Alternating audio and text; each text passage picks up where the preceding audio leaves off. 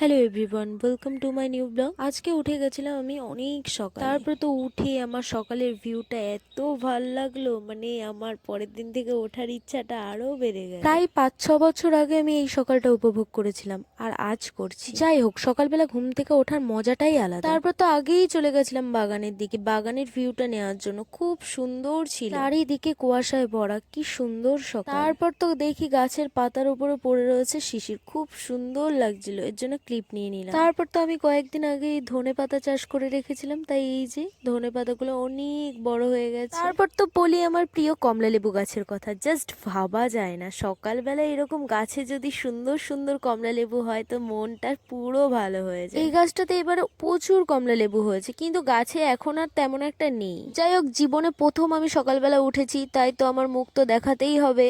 তাই তো আমি একটু ঘুরে ঘুরে ভিডিও করে নিলাম সুন্দর মতো। টাটা, দেখা হচ্ছে নেক্সট ব্লগে।